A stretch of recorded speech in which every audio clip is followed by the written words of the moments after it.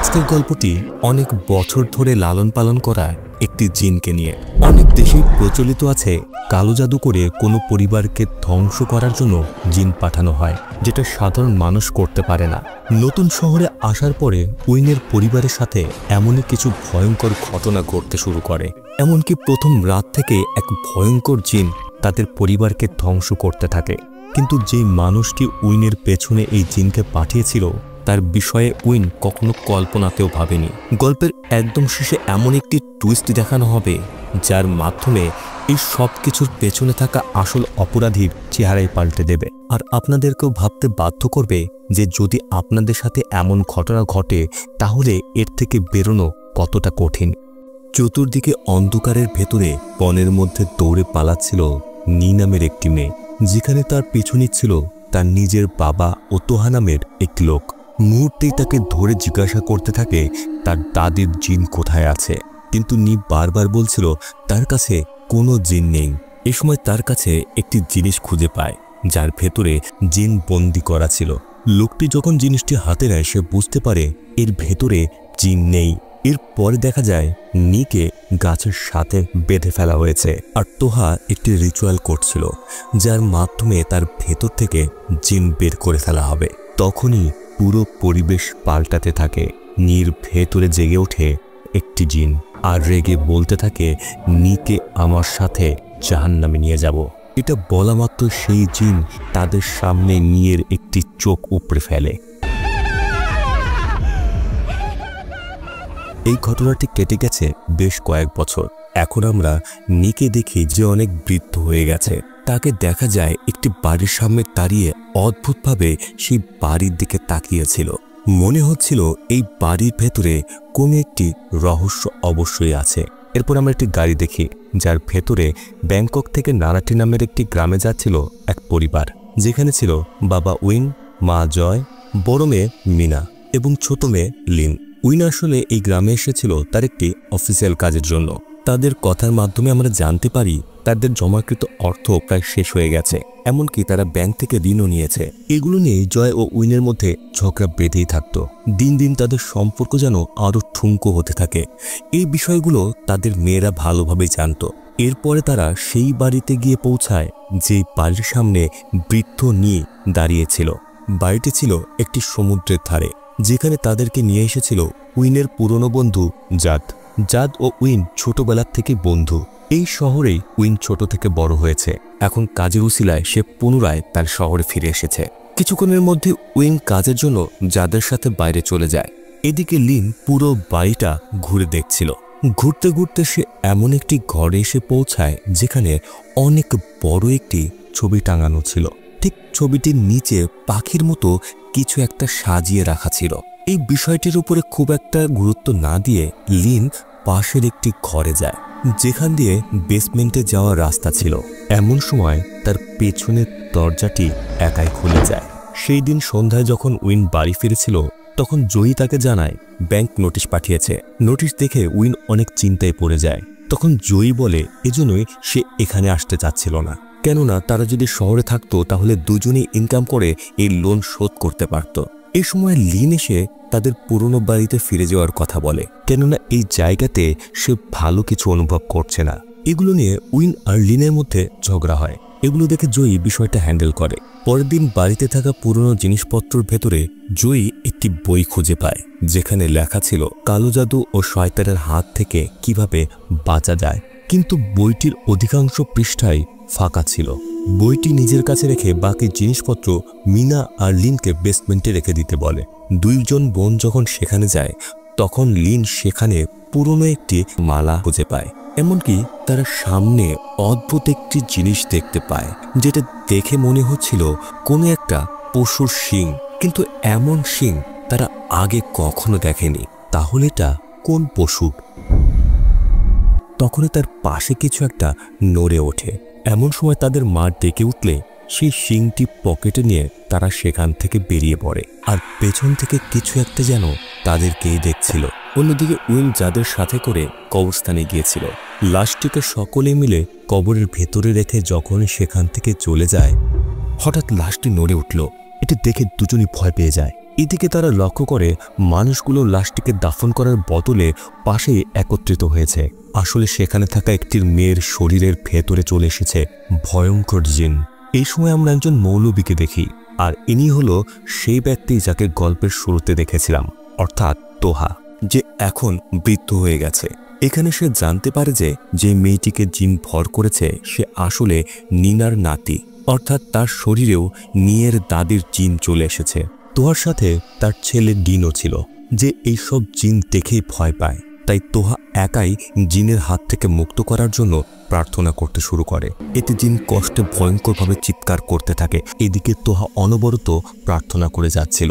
এতে মেয়েটি ছটফট করতে করতে বমি করে ফেলে। তখনই বোঝা যায় জিনটি তার শরীর ছেড়ে চলে গেছে। উইন আর জাত দূর থেকেই সব কিছু দেখছিল। মৌলবী তোহা আগে থেকে এই দুজনকে জানত। অনেকদিন পর উইনকে দেখে মৌলবী অনেক খুশি হয়, কিন্তু এই ঘটনার পর উইন একটু ভয় পায়। মৌলবী জানায় এখানে এই ঘটনাগুলো একেবারে স্বাভাবিক হয়ে গেছে, প্রায়ই এরকম ঘটনা দেখতে পাওয়া যায়। এরপর যখন রাত হয় তখন বাইরে মিনা একাই বসেছিল, আর তার হাতে ছিল বেসমেন্টে পাওয়া সেই পুরনো মালা আর শিং। কিছুক্ষণ পরে সে ঘুমোতে চলে গেলেও মাঝরাতে ক্ষুধা পেলে তার ঘুম ভেঙে যায়। এজন্য সে নিচে এসে খাবার খুঁজতে থাকে। কিন্তু সে যখন ফিরে যাচ্ছিল তখন বেসমেন্টের দরজা জোরে জোরে কাঁপতে থাকে। মনে হচ্ছিল ভেতর থেকে যেন কিছু একটা বাইরে বেরোনোর চেষ্টা করছে। মিনা বুঝতে পারছিল না কে এমন শব্দ করছে। এই জন্য ধীরে ধীরে সে ওই দরজার কাছে গিয়ে দরজাটি খোলার চেষ্টা করে, কিন্তু হাতলটি খুলে যায়। হঠাৎ একটি ইঁদুর সেখান থেকে বেরিয়ে আসে, যার জন্য মিনা ভয় পেয়ে যায়। এরপর সে ঘরে ফিরতে থাকে। তখনই সেই দরজাটি একাই বন্ধ হয়ে যায়, যার শব্দে মিনা ঘুরে তাকায়। সে সেখানে কিছু একটা যেন অনুভব করে। শব্দটি শোনার পরে সে ধীরে ধীরে সেদিকে এগোতে থাকে। অন্ধকারের ভেতর থেকে সে যেন ফিস ফিস করে কিছু একটা শুনতে পাচ্ছিল।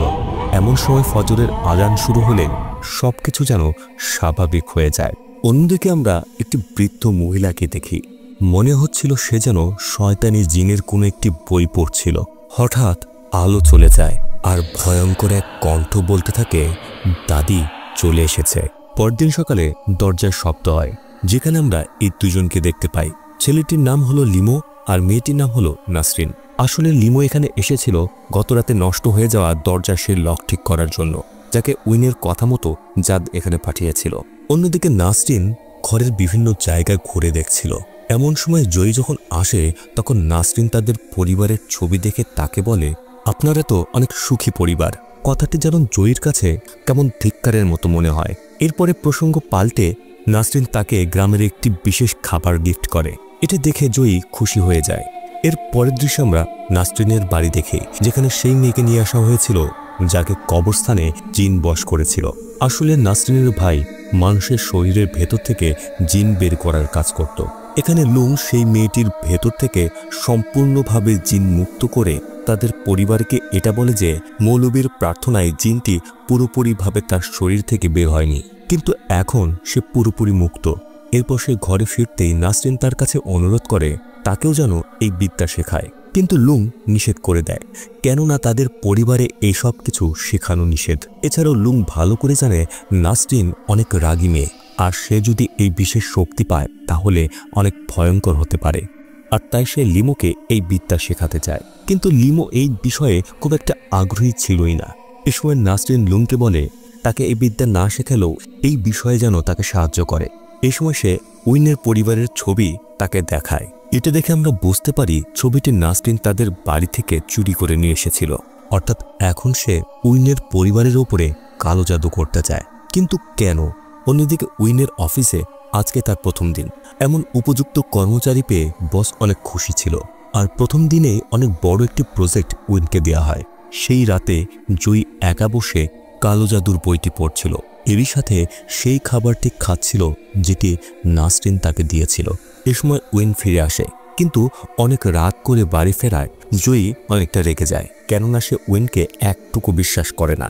কারণ এর আগে তারা যখন এখানে থাকতো তখন একবার উইন তাকে ধোঁকা দিয়েছিল। জয়ী ধারণা করে তার এসব বাজে কাজের জন্যই সকল টাকা শেষ হয়ে গেছে। সে মনে করে উইন তাদের জমানো অর্থ অন্য মেয়েদের পেছনে খরচ করে। জয়ের মুখে এসব কথা শুনে উইনও রেগে যায়। এতে পুনরায় তাদের মধ্যে ঝগড়া শুরু হয়ে যায়। ঝগড়া করার পরে উইন আর জয় সেই রাতে আলাদা আলাদা ঘুমায়। তখনই জানালায় আমরা একটি বিচ্ছু দেখতে পাই, আর অদৃশ্য কিছু একটা যেন তার গায়ের চাদর খুলে ফেলছিল। এতে জয়ের ঘুম ভেঙে যায়। জানালার দিকে তাকিয়ে দেখে অনেক বাতাস বইছে, তাই সে জানালাটি বন্ধ করতে আসে। তখন সে বাইরে অদ্ভুত কিছু একটাকে দাঁড়িয়ে থাকতে দেখে, যার মাথাটা যেন ছাগলের মাথার মতো, আর সেটি যেন ভয়ঙ্কর কণ্ঠে তাকে বলছিল, তুমি আমার গোলাম। তখনই জানালার উপরে থাকা সে বিচ্ছুটি তার হাতে কামড় দেয়। এতে জয়ের নজর সরে গেলে পরে তাকাতে দেখে সেই অদ্ভুত জিনিসটি আর সেখানে নেই। এদিকে উইন ঘুমিয়েছিল। হঠাৎ তাদের ছোট মেয়ে লিনের চিৎকার শুনলে তার ঘুম ভেঙে যায়। মা বাবা দৌড়ে বাইরে বেরিয়ে আসে। তখন তারা দেখে বাড়ির বাইরে একটি ছাগলকে ভয়ঙ্করভাবে মেরে অদ্ভুতভাবে ঝুলিয়ে রাখা হয়েছে, যেটা দেখেই লিন ভয়ে চিৎকার করে কান্না করছিল। পরের দিন সকালেই জয়ের শরীরটা ভালো ছিল না। বোঝাই যাচ্ছিল সেই বিচ্ছুটি কামড় দেওয়ার কারণে তার এমনটা শুরু হয়েছে। আসলেই কি তাই?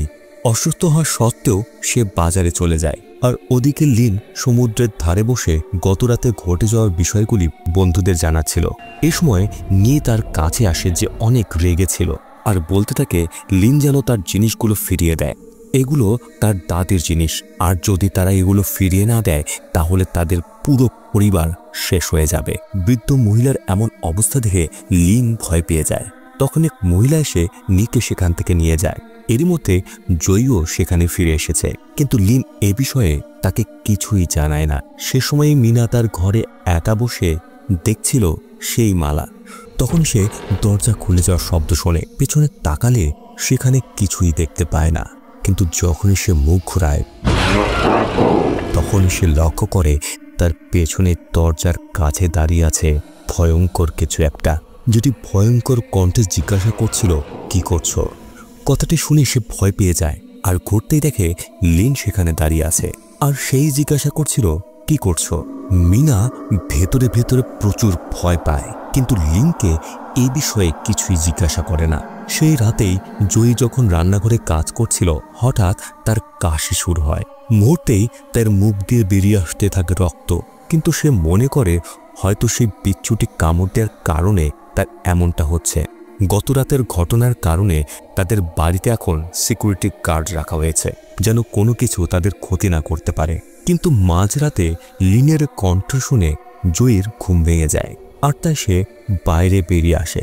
দেখে এত রাতে লিন বেসমেন্টের দিকে যাচ্ছে। জয়ী তাকে ডাকতে ডাকতে তার পিছনে যায়, আর সে যখন বেসমেন্টে গিয়ে পৌঁছায় তখন সে সেখানে দেখে নিচে পড়ে আছে একটি মানুষের রক্তাক্ত চোখ। এটা দেখে সে ভয় পেয়ে যায়। এমন সময় সে লক্ষ্য করে বেসমেন্টের এক কোণায় অদ্ভুতভাবে বসে আছে লিন। সে ভয়ে ভয়ে লিনের কাছে গিয়ে তাকে ডাকে। তখন সে লক্ষ্য করে লিন ভয়ঙ্করভাবে ছাগলের কাঁচা মাংস খাচ্ছিল। তখনই হঠাৎ লিনের চোখ গায়েব হয়ে যায়। এমন ভয়ঙ্কর দৃশ্য দেখে সে দৌড়ে সেখান থেকে পালাতে থাকে। ওপরে আসতেই দেখে চেয়ারটিতে কে যেন বসে আছে, কিন্তু সেখানে কাউকে দেখা যাচ্ছে না। সে দৌড়ে এসে দরজা খোলার চেষ্টা করে, আর সেই রক্তাক্ত চোখ তার পায়ে এসে লাগে। সে বুঝতে পারছিল না তাদের সাথে এগুলো কেন হচ্ছে। তখন একটি জিনিসে তাকে জিজ্ঞাসা করে তার প্রভুকে। জয়ীর ঘুম ভেঙে যায়। সে এমন স্বপ্ন কেন দেখল, আর তাই সে উঠে বাইরে আসে। লক্ষ্য করে স্বপ্নের মতোই বেসমেন্টের দরজাটি খোলা। এ সময় আমরা অতীতের একটি দৃশ্য দেখতে পাই, যে সময় নীর ভেতর থেকে জিন বের করে ফেলা হচ্ছিল। অল্প বয়স্ক তোহা নীর ওপরে প্রার্থনা করছিল, কিন্তু নীর ভেতরে থাকা সেই জিনটি যেন কোনোভাবেই শান্ত হচ্ছিল না। এমন সময় নী তোহার মুখে থুতু ছিটে দেয়। তখনই তারা লক্ষ্য করে নীর মুখ থেকে থুতুর বদলে বেরিয়ে এসেছে অনেকগুলো পোকা। তখনই তারা দেখে নী সেখানে নেই। তখনই আলো নিভে যায়। ভয় পেয়ে তোহা ও নীর বাবা দ্রুত আগুন জ্বালায়, কিন্তু সেই জিনটি আগুন নিভিয়ে দেয়। চতুর্দিকে শুধুই অন্ধকার, আর দূর থেকে ভেসে আসছিল অদ্ভুত হাসির শব্দ। এরপর আগুন জ্বালিয়ে দূরে ফেলতেই দেখে নী অদ্ভুতভাবে তাদের দিকে তাকিয়ে আছে এটা দেখেই তোহা দ্রুত প্রার্থনা করতে শুরু করে। জিনটিও কষ্টে ছটফট করতে থাকে। অনেক কষ্ট করে তোহা অবশেষে জিনটিকে শান্ত করতে সক্ষম হয়। এখন আমরা বর্তমানে দেখি লিমো তার বন্ধুদেরকে নিয়ে সমুদ্রের কিনারায় এসেছে। একটু দূরে লিন একা বসেছিল। তাকে দেখে লিমো তার কাছে এসে কথা বলার চেষ্টা করে। যখন সে জানতে পারে এখানে লিনের কোনো বন্ধু নেই, তখন লিমো তার নাম্বার দেওয়ার চেষ্টা করে। লিমোর এমন ব্যবহার দেখে লিন স্পষ্ট বুঝে যায় তার উদ্দেশ্য কী, আর তাই সে সোজাসুজি জিজ্ঞাসা করে লিমো কি তাকে পছন্দ করে কিনা। এমন প্রশ্ন শুনে হতভম্ব হয়ে লিমো দ্রুত সেখান থেকে চলে যায়।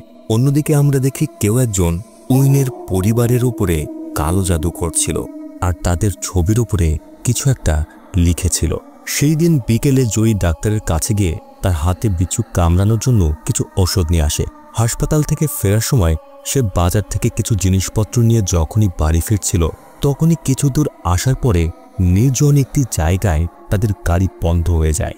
হঠাৎ করে ভালো একটি গাড়ি বন্ধ হয়ে যাওয়ার বিষয়টি জয়ী বুঝতে পারছিল না। তখনই মিনা লক্ষ্য করে দূরে দাঁড়িয়ে আছে সেই অদ্ভুত কিছু একটা। অদ্ভুত ব্যাপার এটা ছিল যে জয়ীও সেটাকে দেখতে পাচ্ছিল, কিন্তু হঠাৎ সেটা যেন অদৃশ্য হয়ে গেছে। এরই মধ্যে তাদের গাড়িও স্টার্ট হয়ে যায়। হঠাৎ একটি ট্রাক তাদেরকে ধাক্কা দেয়, এতে তারা মারাত্মকভাবে আহত হয়। তখনই জয়ী তাদের থেকে একটু দূরে আবছা আবছা কিছু একটাকে দাঁড়িয়ে থাকতে দেখে। এরপরই সে জ্ঞান হারায়। অন্যদিকে উইন যখন কাজ শেষ করে বাড়ি ফিরে আসার জন্য গাড়িতে উঠছিল, তখনই তার চাবি পড়ে যায়। চাবিটি তোলার পরে সে একটি জিনকে দেখে, যেটা তার পেছনে ছিল, কিন্তু পেছনে ঘুরে তাকাতে সেখানে কিছুই ছিল না। ভয় পেয়ে দ্রুত সে গাড়িতে বসে, কিন্তু সে মুহূর্তেই অনুভব করে জিনটি যেন তার একদম কাছে চলে এসেছে। সে প্রচুর ভয় পেয়ে যায়। তখনই যা তার কাছে এসে স্ত্রী ও মেয়ের অ্যাক্সিডেন্টের বিষয়টি উইনকে জানায়। উইন দ্রুত হাসপাতালে চলে যায়, আর সেখানে গিয়ে লিন আর লিমোর কাছ থেকে জানতে পারে অ্যাক্সিডেন্টে মিনা মারা গেছে, আর জয়ী এখনও জ্ঞান ফিরে পায়নি। পরের দিন বৌদ্ধ রীতিতে মিনার অন্ত্যেষ্টিক্রিয়া করা হয়, যেখানে মৌলবী তোহা ছাড়াও লিমো ও নাসরিনও এসেছিল। লিমো গিয়ে মৌলবী ও তার ছেলে ডিনের পাশে বসে, আর নাসরিন দূর থেকে শুধু উইনকে দেখছিল। এমন সময় লিমো অনুভব করে সে মিনার আত্মাকে দেখতে পাচ্ছে, আর এটা যখন সে বলে তখন মৌলবী তাকে বলে এটা মিনার আত্মা না, হতে পারে কারেন জিন। এটা হলো সেই জিন যেটা জন্মের পর থেকে মৃত্যু পর্যন্ত প্রতিটি মানুষের সাথে থাকে। এই জিনকে দেখতে একদম সেই মানুষের মতো হয়। আর এদিকে নাসরিন এগুলো দেখে মুচকে হাসছিল, যে বিষয়টি মৌলবী তোহা লক্ষ্য করে। পরের দিন জয়ী জ্ঞান ফিরে পায়, কিন্তু যখনই সে মিনার ব্যাপারটি জানতে পারে তখন সে খুব কষ্ট পায়, আর এ বিষয়ের জন্য উইনকেই দায়ী করে। কেননা সেই রাতে বাড়ির বাইরে যে অদ্ভুত জিনিসটিকে সে দেখেছিল, অ্যাক্সিডেন্টের আগেও সেই একই জিনিসটিকে সে দেখেছিল। জয়ী এখানে ধারণা করছিল যে এই বাড়িটা হয়তো অভিশপ্ত। এগুলো শুনে উইনের চোখ কপাল উঠে যায়, আর সে দ্রুত গাড়ি নিয়ে নাসরিনের উদ্দেশ্যে বেরিয়ে পড়ে। প্রতিনিয়ত তাকে ফোন করছিল, কিন্তু নাসরিন ও তার ভাই এখন তো তাদের পরিবারের ওপরে কালো জাদু করাতে ব্যস্ত। নাসরিন তার ভাইয়ের মাধ্যমে এক বিশেষ রিচুয়াল করছিল, যেখানে সে তার নিজের রক্ত দিয়ে শয়তানের সাথে এক ভয়ঙ্কর চুক্তি করে, আর নাসরিন যদি জিনের শর্ত পূরণ না করে তাহলে তার প্রাণও যেতে পারে।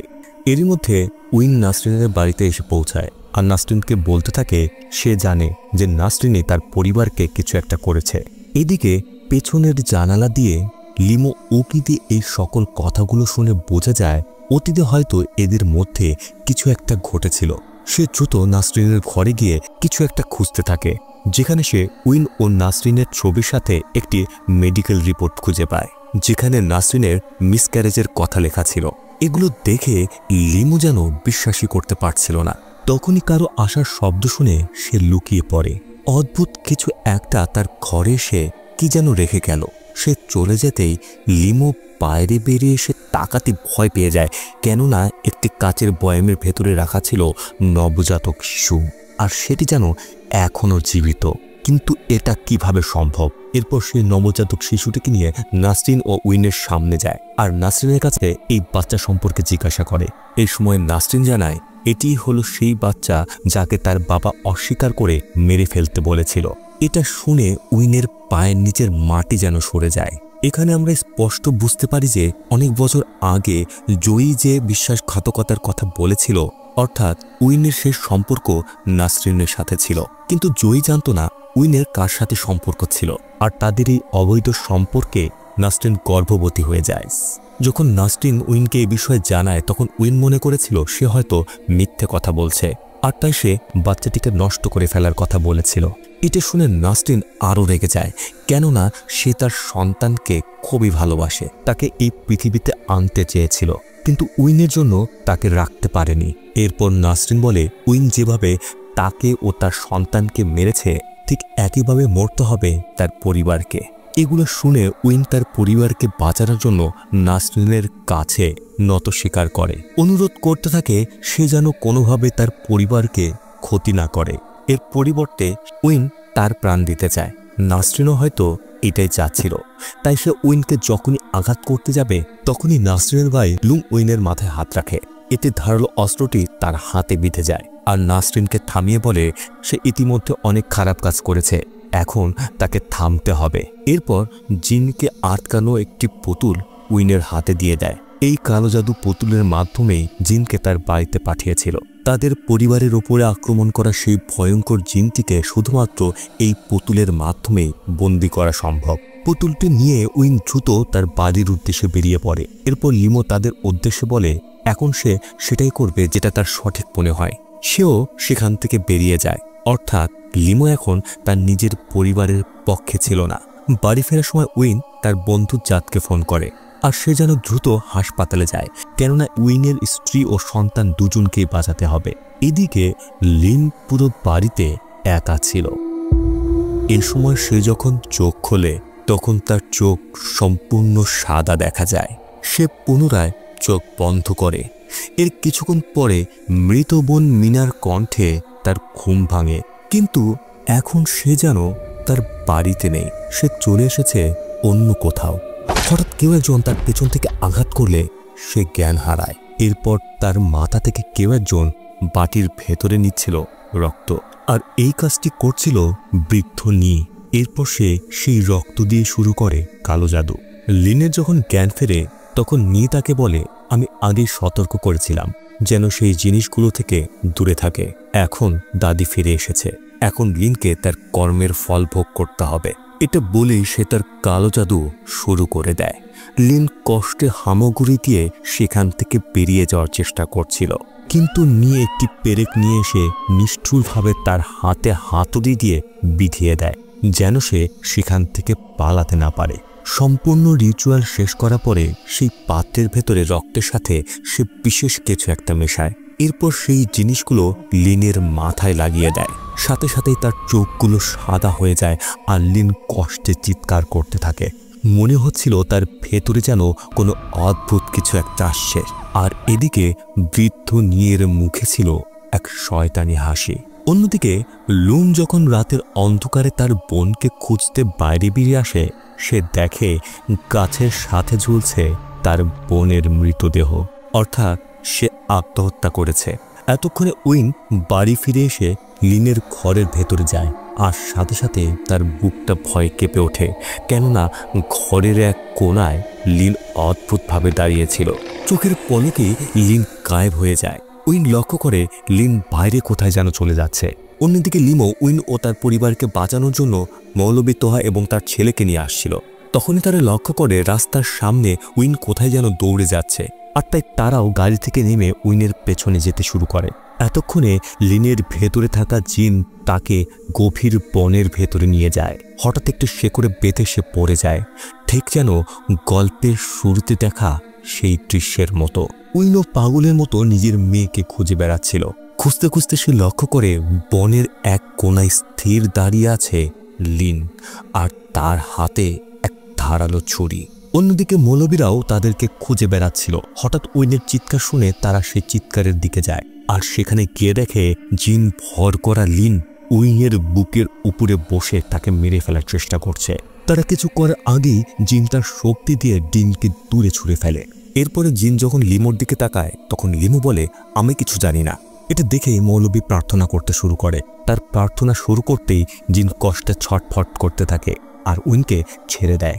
প্রার্থনার এক পর্যায়ে জিন হাওয়ায় ভাসতে শুরু করে আর চতুর্দিকে ভয়ঙ্কর বাতাস আসতে শুরু হয়, যেন হঠাৎ করে ঝড় এসে গেছে। এতে তার প্রার্থনা দুর্বল হতে থাকে। তাই মৌলবী উইনের কাছে সেই পুতুলটি চায় যেটা লুং তাকে দিয়েছিল, যেন সেই পুতুলটিকে পুড়িয়ে জিনকে ধ্বংস করতে পারে। কিন্তু এই ঝড়ো হাওয়ার ভেতরে আগুন ধরানো অতটা সহজ নয়।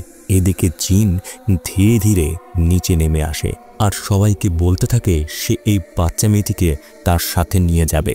কারোর ক্ষমতা নেই যে তাকে থামাবে। কিন্তু মৌলবী অনেক কষ্টে সেই পুতুলটিতে আগুন ধরিয়ে দেয়। তখনই জিন রেগে তার উপরে হামলা করে। প্রথমে তার হাত ভাঙে, এরপর এক ঝটকায় তার ঘাড় মোটকে তাকে মেরে ফেলে। অবাক করার বিষয় হলো পুতুলটি জ্বালানোর পরেও কেন জিনটি দুর্বল হলো না। ডিং তার বাবার মৃত্যু দেখে একেবারে ভেঙে পড়ে। এদিকে জিন লিনকে নিয়ে সেখান থেকে চলে যাচ্ছিল। উইনও তার মেয়েকে বাঁচানোর জন্য জিনের পিছু নেয়। অন্যদিকে জাদ জয়ীকে নিয়ে হাসপাতাল থেকে ফিরে আসছিল, কিন্তু রাস্তার মাঝে বাইক বন্ধ হয়ে যায়। জয়ী যে কোনো মূল্যেই বাড়ি ফিরতে চাচ্ছিল, তাই তারা বাড়ির উদ্দেশ্যে বাইক রেখেই দৌড়াতে থাকে। অন্যদিকে উইন জিনের পিছু নিতে নিতে বাড়িতে এসে পৌঁছায়। এমন সময় বাড়ির বেসমেন্ট থেকে আসল রূপে বেরিয়ে আসতে থাকে জিন, যার চেহারা দেখে উইনের পায়ের নিচের মাটি যেন সরে যায়। এ সময় জিন বলতে থাকে সে আমার, আমি ওকে নিয়ে যাব। তখনই ওপর থেকে লিন তার উপরে ঝাঁপিয়ে পড়ে, অনবরত উইনের উপরে হামলা করতে থাকে। সে যেন নিজের বাবাকেই মেরে ফেলার জন্য অতিষ্ঠ হয়ে আছে। আঘাত করতে করতে লিনের ভেতরে থাকা জিন আসল রূপে ফিরে আসে। অনেকক্ষণ ধরে গলা টিপে ধরার কারণে উইন জ্ঞান হারায়। এর কিছুক্ষণ পরে যখন তার জ্ঞান ফেরে, সে দেখে লিন ছুরি দিয়ে নিজেকেই মেরে ফেলার চেষ্টা করছে। কিন্তু আমরা দেখতে পাই সেই ছুরিটি দিয়ে জিন লিনকে মারার চেষ্টা করছিল, কিন্তু লিন সেই জিনকে অনবরত বাধা দেওয়ার চেষ্টা করছিল। উইন তার মেয়ের কাছে অনুরোধ করে সে যেন শক্ত হয়, নিজেকে প্রোটেক্ট করে, আর তার বাবা তাকে অনেক ভালোবাসে। সে এসে লিনের হাত ধরে তাকে বাঁচানোর চেষ্টা করে, কিন্তু জিনের শক্তির কাছে সে যেন পেরে উঠছিল না। তখন জয়ও এসে জিনের হাত ধরে। তখনই জিন পুনরায় লিনকে পুরোপুরিভাবে বশ করে নেয় আর তাদেরকে বলে, আমি মেয়েটিকে নিয়ে যাব, আমাকে কেউ থামাতে পারবে না। এটা শুনেই মা বাবা ফুপিয়ে ফুপিয়ে কান্না করতে থাকে। তখনই দিন সেখানে পৌঁছায়। প্রথম থেকেই দিন যে কোনো জিনের সামনে যেতে প্রচুর ভয় পেত, কিন্তু এইবার সে ভয় পায় না আর এসেই প্রার্থনা করতে শুরু করে। এতে জিন কষ্ট পেতে থাকে, কিন্তু এত সহজে সে লিনকে ছাড়বে না। এরপর সে সেই কাজটি করতে চায় যা অনেক বছর আগে নিয়ের সাথে করেছিল। সে ছুরিটি তার চোখের দিকে নিয়ে যাচ্ছিল। তখনই ফজরের আজান শুরু হয়ে যায় আর সাথে সাথেই জিন দুর্বল হয়ে পড়ে। এরপরে লিনের শরীর থেকে চলে যায়। বড় মেয়েকে হারিয়ে উইন তার নিজের পাপের ফল আগেই পেয়েছে। পরের দিন লিমো তার বাড়ি ফিরে নিজের বড় ভাইয়ের রাগকে শান্ত করার চেষ্টা করে। প্রথম দিকে লুম চুপ থাকে, কিন্তু এই সময় লুম উন্মোচন করে এই গল্পের আসল রহস্য। সে লুমকে জানায় সে এতটা নির্দয় নয়, কারোর প্রতিশোধের জন্য পুরো পরিবারকে ধ্বংস করে দেবে। আসলে সে কালো জাদু করে উইনের পরিবারের পেছনে কখনোই জিন পাঠায়নি। সেই পুতুল আর কালো জাদু এগুলো সবই মিথ্যা ছিল। লুম শুধুমাত্র নাসরিনকে সান্ত্বনা দেওয়ার জন্য এগুলো করেছিল। এগুলো শুনে লিমো অবাক হয়ে যায় আর বলে সে নিজের চোখে লিনের ভেতরে জিন দেখেছে। এটা শুনে তার বড় ভাইও অবাক হয়ে যায়। সে তার হাতে থাকা বিশেষ তসবিহ পাঠ করে দেখার চেষ্টা করতে থাকে এই জিন কে পাঠিয়েছিল।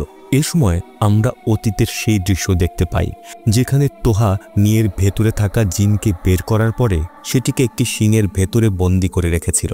সে জিনটিকে পুরোপুরি ধ্বংস করেনি, কেননা সেই সময় তার কাছে এতটা শক্তি ছিল না যে জিনকে ধ্বংস করতে পারবে। আর তাই সে বন্দি করে সেই শিংটি নিয়ের বাবাকে দিয়েছিল সুরক্ষিত একটি জায়গায় রাখার জন্যে। এখন প্রশ্ন হলো সেই শিংটি উইনের বাসায় কিভাবে গেল? আসলে উইনের আগে সেই বাড়িতে থাকতো নি।